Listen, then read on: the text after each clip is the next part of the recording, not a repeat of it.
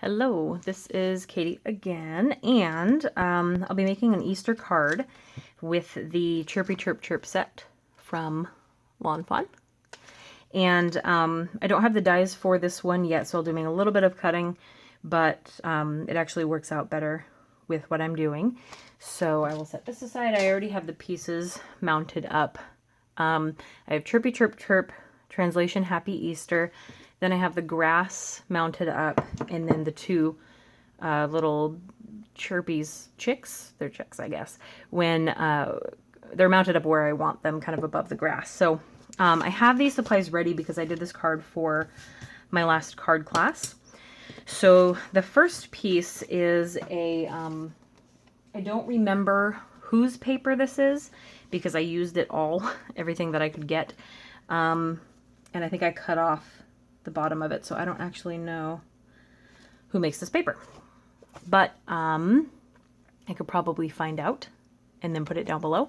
So I used the stitch rectangles from Little Inker Designs and this is the biggest one that doesn't cut anything out, but it just puts etching in about a card size, which is 4 1/4 by 5 1/2. So I did that just to put the etching in there, and then I used this next smallest one and actually cut out and put etching in the other piece. So we're going to attach this to the card back, and the way I recommend doing it is to put your tape runner or whatever adhesive you prefer. I prefer my tape gun. Put that down first, and I am very liberal with my glue. I know a lot of people that will do just like the rectangle on the outside, nothing in the middle, and I just need it very secure. So I put it down there first. Hopefully this isn't shaking too much. And then I match up the corner. You want to make sure the card opening is where it's supposed to be. I match up, I'm going to zoom in a tiny bit, probably just for the rest of the video too. Match up the corner so I can see that that's covered, and then match up the top of the card, because you can't trim that off if it's over or not over. If you don't line up with the top, then you can't trim off the white because it's the opening of your card and that's what's holding it together. So I always match the corner along the top and then press down. And then if anything, the paper's a little too long, but this is fine because I'm just gonna leave that there. I don't need to trim that off. So we have this part here, and I'll set this aside because then we're gonna work on this part before we attach it. So we'll do our sentiment first. It's going to be at the bottom, and I'll just use Memento Tuxedo Black.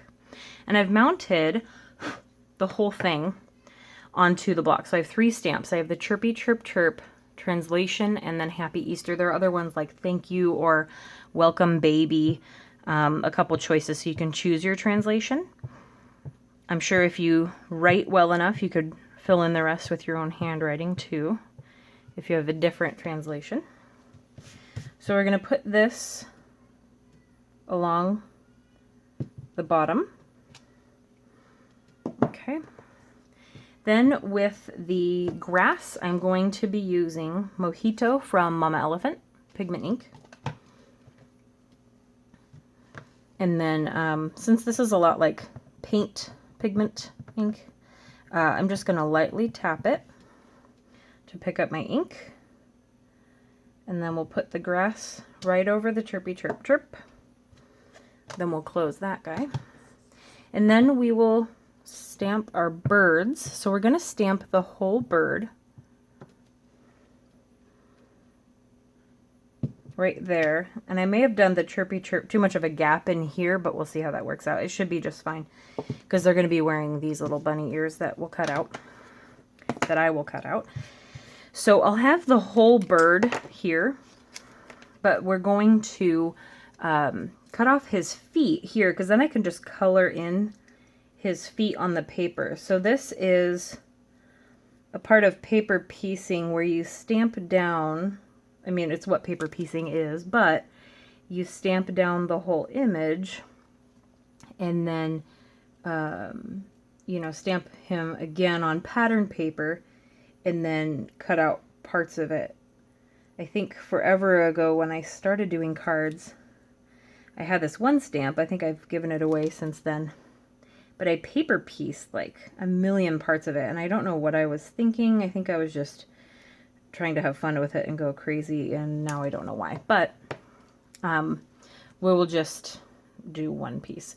And then I can just color in the beak orange on the yellow paper. It shows up just fine. And then we'll color his feet. So I'm going to cut out, I'll just pause while I cut out this guy and cut off his feet, and then cut these two out, and I'll be right back. Okay, so I have the birdies cut out, and I have their little hats. So I'm just going to use some glossy accents glue just because it's a really good glue. You only need the tiniest bit, and I kind of just spread it around. And then we'll put that over that stamp. And if any of it does ever squeeze out, I just use my tweezers to scrape it off. Then we'll get this guy stuck down.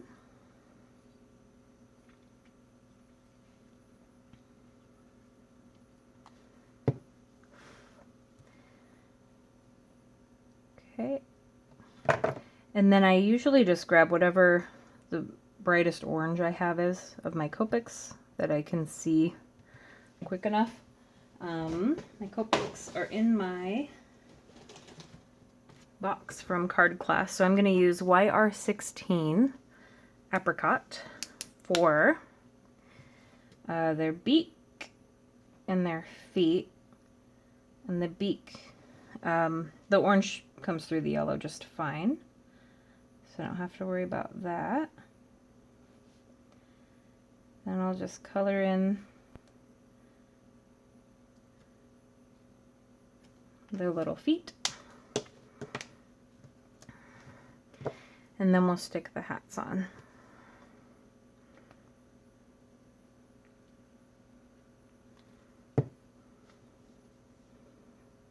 Alright, so since I'm using glue, this is already kind of up a little bit. I'll just hold the ears down so they adhere down to the white cardstock.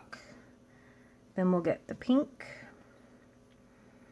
bunny ears, and these were other Easter papers. I actually had my husband pick them up at the craft store along with the stamp set because I wanted it for class that day, and I couldn't get a hold of it sooner. So he also was sending me some pictures of paper, and I picked out a few. So I think it's all kind of from the same collection. Some of the papers matched the Simon Says Stamp papers that came with the kit. I don't know if those papers were Simon Says Stamp papers or somebody else's. That's really awful that I don't know that. But it seems like they had at least some of that release at the craft store, but they didn't have the some of the ones I was looking for. So, oh well. Okay, so then I have this piece here, and I'm going to use some foam tape on the back. You can also use the fun foam if you have it. You can get stacks of fun foam for pretty cheap, and then that way you're able to support the whole background instead of wasting a ton of foam tape like I am right now. And in class, I don't think it was this card, it was a different card, but I had them use fun foam. It's just the stuff that you can get, and you just cut it to the size, put your tape runner on one side, you know, stick it to the card, put more tape runner on the other half, and then stick that to the other piece of the card. But basically you have glue on both sides, and you turn it into essentially what foam tape is, but it's a little less expensive. So I'll trim that off.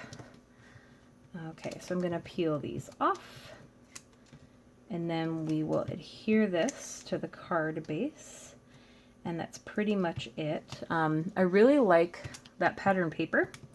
He went to the store, and that was like my favorite one that he found, but there were only 3 sheets, and that's all they had, so I had him grab all 3, even though I wanted like 6. But when I love a paper and I find one at the store, I will take all of them usually, which is horrible, but